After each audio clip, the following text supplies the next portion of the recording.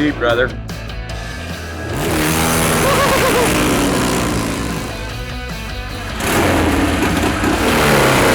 never have too many motorcycles, but you know that.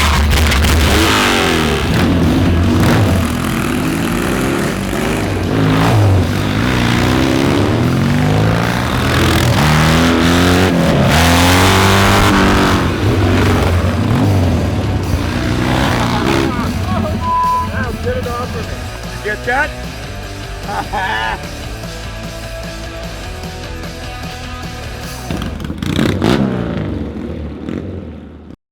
For this adventure, I'd head over to my buddy Barry Weiss's place near Griffith Park in Los Angeles to ride a bunch of his vintage Triumphs around the city. Now Barry's quite a character and his old bikes are too, so I knew I was in for an interesting day.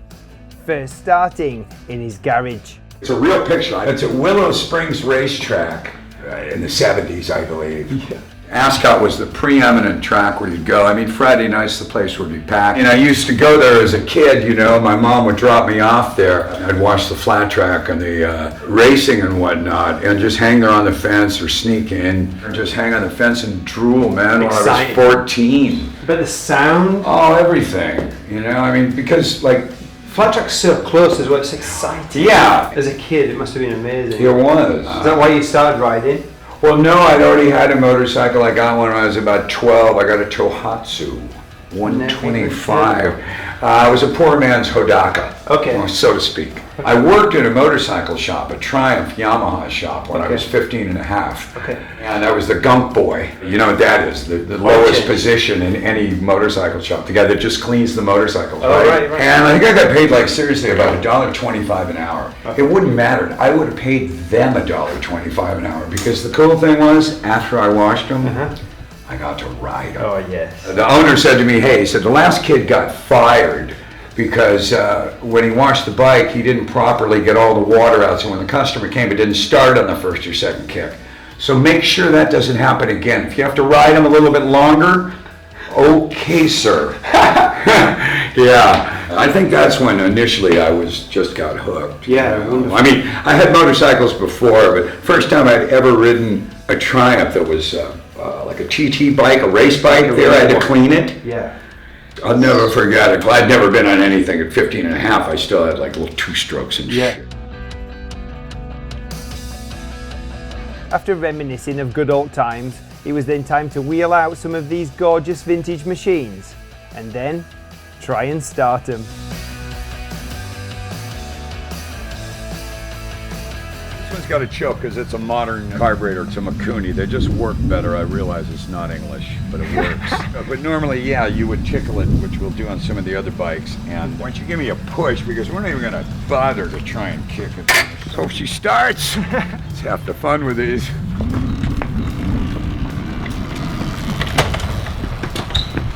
Okay. What happened there? It's weird. Didn't even feel like it wanted to go. Yeah. Give me another push.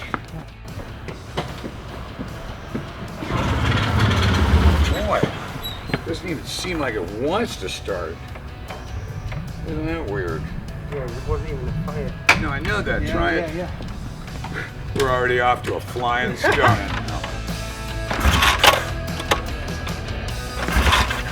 it now. Whoa, we had something.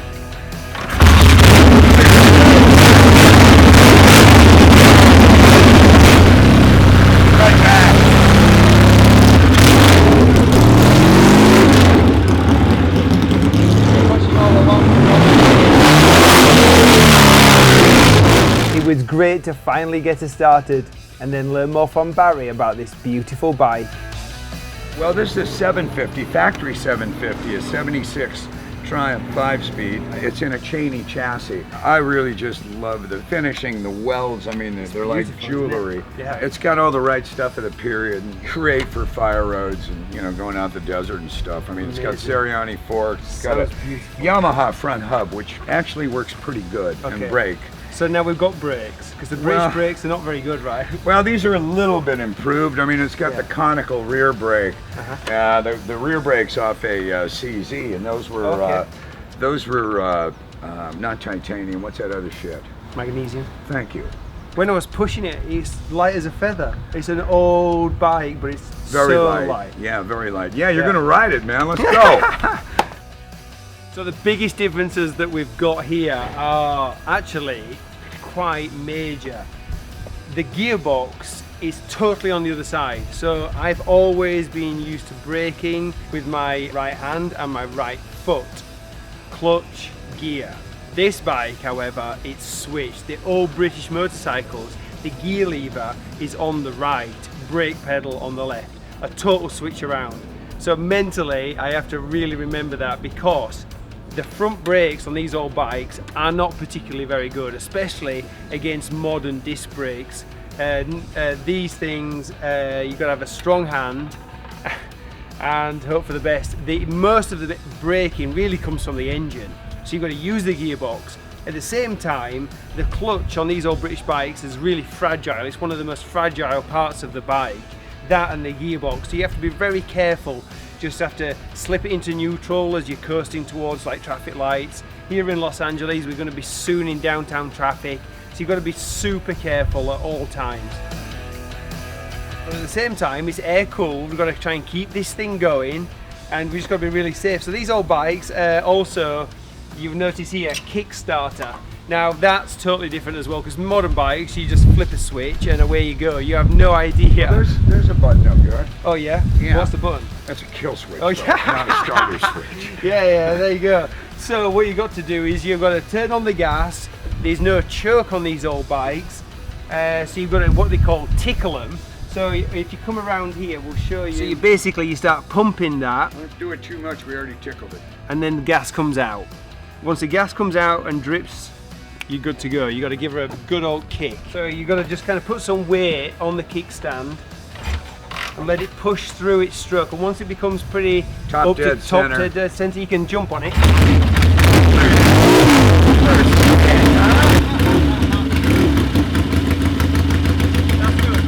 Now with both bikes started, let's go for a ride.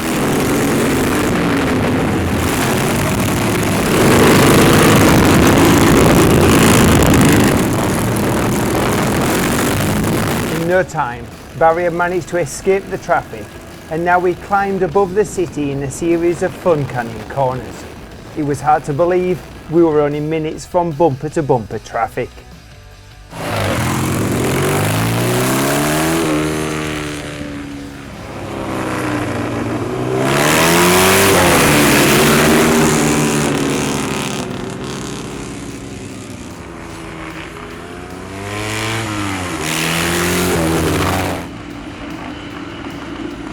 Then Barry called it a pit stop with pies and burgers. Just perfect. Look at that. That is nice. Let's eat, brother.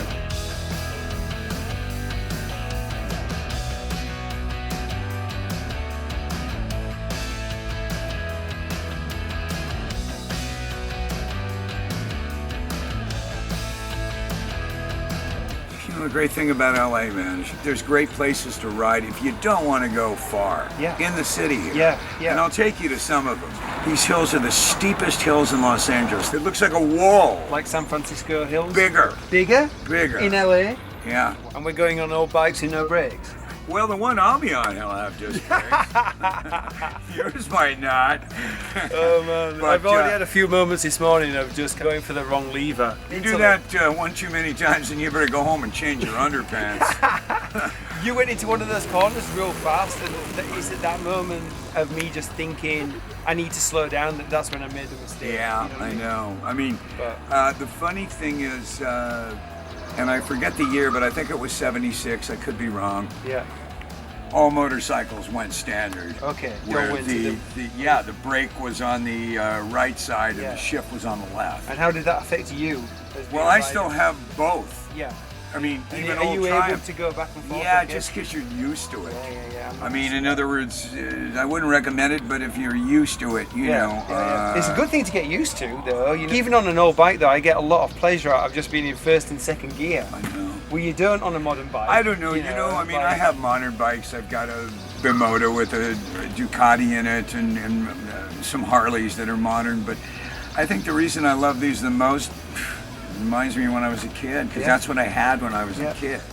I mean, I just love anything with two wheels and a motor. I don't care if it's made in Bangladesh. I love that. I love that, man. That's the thing, 2 wheels and an engine. And if you park up on a hill, you can easily bump start the bikes. Good to know. Now we would head back to Barry's place to swap out those bikes.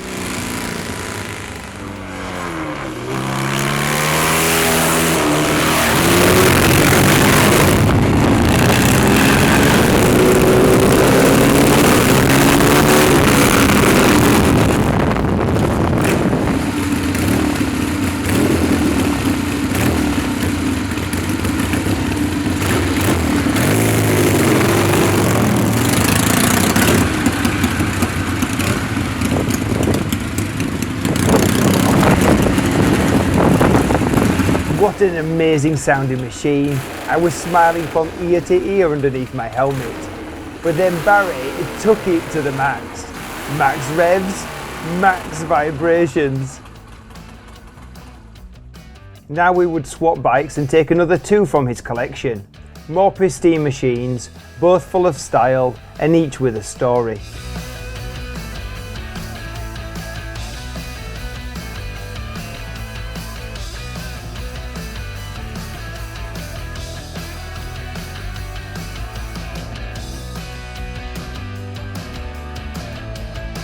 Almost like what a period desert sled would look like in '63, with the exception of those Seriani forks, which were added like in the late '60s. Okay, the skid plate weighs at least 15 pounds. Okay, I mean that's what they did then. And, that was made by a guy named Harlan Bast. So it's a proper old school. Yeah, total old school. Yeah. That was on the bike that I had since I'm a kid. I just took it off and put it on this one. But the other thing is the Seriani forks, and then they used to put those rim locks, if you will. Oh yeah, so look here guys. You see here the studs, and they go right there into the tyre, not obviously into the sidewall. And the reason they did that, and they did it more importantly actually on the rear wheel, you can see. They're not actually a rim lock, that's added on, but the purpose of it was if you got a flat tire in the middle of nowhere in the desert, you could limp it a lot easier. Even if it was flat, it wouldn't be spinning on the rim. Same thing with the front ones. And keep the tire in place. And Bud Eakins actually made the exhaust pipes for this bike in the day. I got this bike from Eddie Mulder about 8 years ago. I just love it. It's one of my favorites, man. I mean, the oil tank's a one-off deal that was made by a guy in the day for desert racing, and this thing just always runs. You can always tell a well-loved motorcycle when things are worn. Absolutely. And you don't get this in the workshop, you get this out riding, and that's a real worn gear lever. And guess how I wore that down, Jamie? You're never gonna guess. Well, I would have with my brand new Alpine Stars. This is a 650, that's a 750, factory 750, the bike next to it. But I'll ride this one to start, then you'll ride this one. Another thing that we need to point out here that Barry's doing is he's jumping on another motorcycle here, an old Triumph, but the gear lever's on the other side. That is. Now in a case like this, these are 2 different Triumphs, but in 1963, the shifter was on the right, and in 1974 was on the left. And so this is a real good old like desert bike from its day, and that has a real look of like a flat track. Well, that one I made into like a street track or a flat track. And what's the chassis on that then? It's a stock Triumph chassis, but it's got a lot of stuff done to it. Eddie Mulder made those pipes, and they're kind of unusual because they tuck through and come out.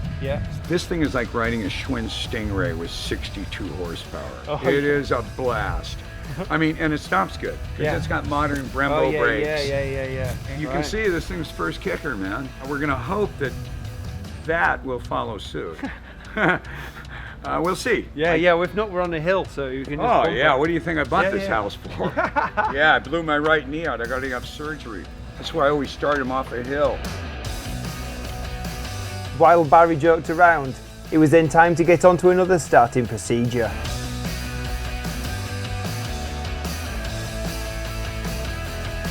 Tickled it, you had the gas on. Do I need both on? No, hold on. Reserve. No, put it down. Oh yeah, I got the other one on as It's well. okay, put it down. Let me see. Hold on a minute. We've got so many bikes. Not that I have so many. You can never have too many motorcycles, but That's true.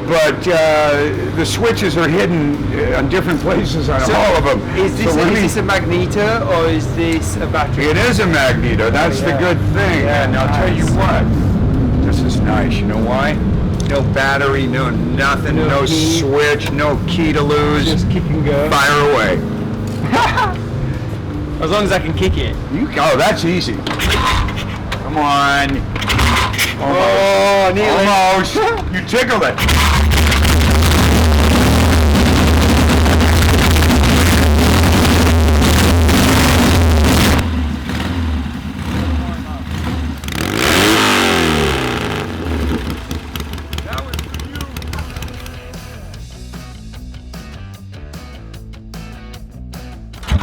No, don't even try. No? No.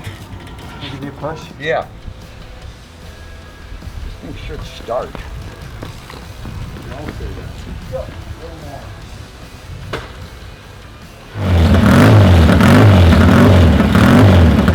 Now with that final machine started, let's go ride these beauties.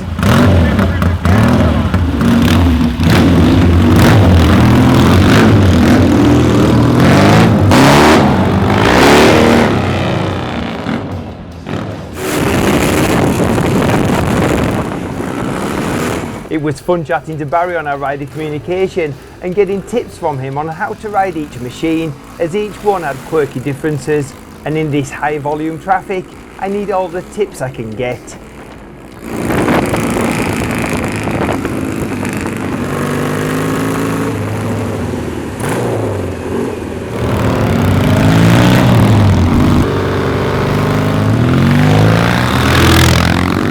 Once again, Barry would get us out of the city within minutes and well away from that endless stream of cars.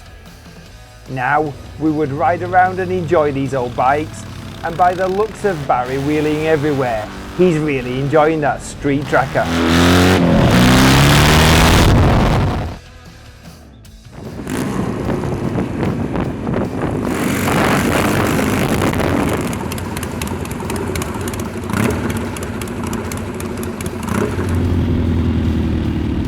We would now go and ride the steepest hill in LA. Wow, look at that, what a climb.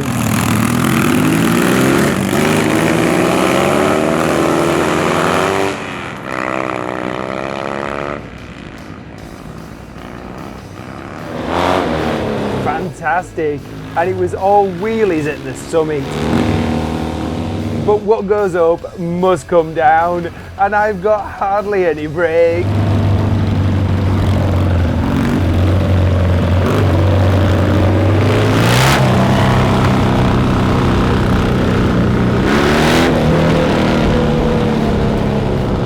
After successfully stopping, we then raced back to the top. And Barry easily won.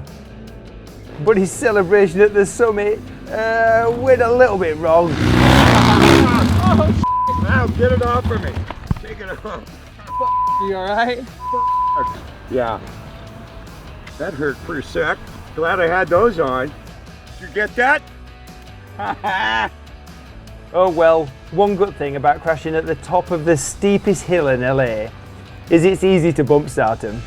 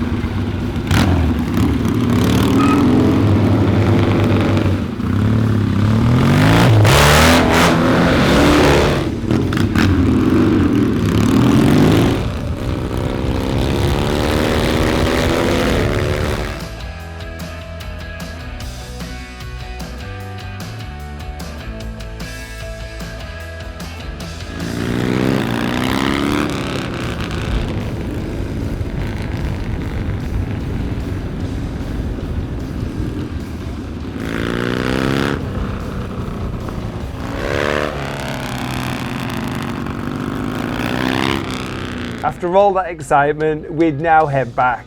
But we also called in for a quick chat and to swap machines. Now these old stuff, I mean, one thing that I found from today's riding is the character that you get from every part of the motorcycle. It's like the whole thing, looking at it, starting it. Well, they're still real mechanical. Obviously, the whole thing, you know. There's no, obviously, there's no kind of electronics whatsoever. But the thing is, to ride them aggressively at all and have fun with them, you kind of got to use the throttle and the brake and the transmission. Because well, the bike I rode this morning it braked a lot better than that one. Yeah, well, that had a new conical, not new, but a conical hub. Okay. On that chain. That had some bite. Oh no, that was way better. Yeah. These things are like, well, there's so a would that be brake the there. difference between like a competition hub and a road hub? Exactly. Okay. Exactly. Yeah. Now we had a blast today, man. So out of all of your bikes that we've ridden, out of the 4, so we've got the Churney. You rode the Cheney. The sorry. other one was a 67. The one The on one my that you original rode. bike. And then these two, which is your favourite? Push comes to shove. Probably just because it was mine originally. The 67. Because that has sentimental value. But this one's more fun to ride because it's got way more power. I've seen you and it's really way this more lighter than ever. Oh, this one's. This to me is the perfect example of like a modern vintage. So you've got good brakes. Right. You've got the gearbox on the right side. 5-speed. You've got 5-speed. You've got a choke. Yes, and enough power to cruise easily at 70, 75. And at the same time, man, this thing rips, and on fire roads it'd be awesome. The best. Oh, the best.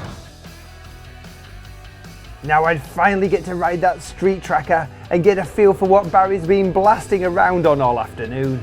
And thank goodness, get to ride a motorbike that has the gear and the brake lever on the side that I'm used to.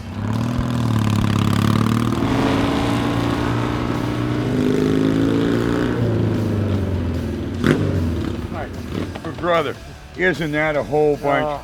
That's like a modern motorcycle with like old school vibration. True, but I mean, you found how snappy it is? I literally then went from using a bike with no brakes and a very delicate gearbox and clutch to Brembos front and back. Yeah, that's a totally different beast. What an amazing day here riding with Barry. He's got a great collection of vintage motorcycles. I've been really lucky today to ride a bunch of his own personal triumphs. Fantastic, love these old bikes. The music that we've been making today on these old girls has just been fantastic, so brilliant. Here's the vintage bikes, fantastic. McGrath and myself with the Billy Bob and get the one of Kevin, because Kevin is a good looking guy. He doesn't even look like that anymore. Your name? Michael. That's my stripper name. Freshly baked brioche fun. If you always want a couple running, you almost got to own about 5.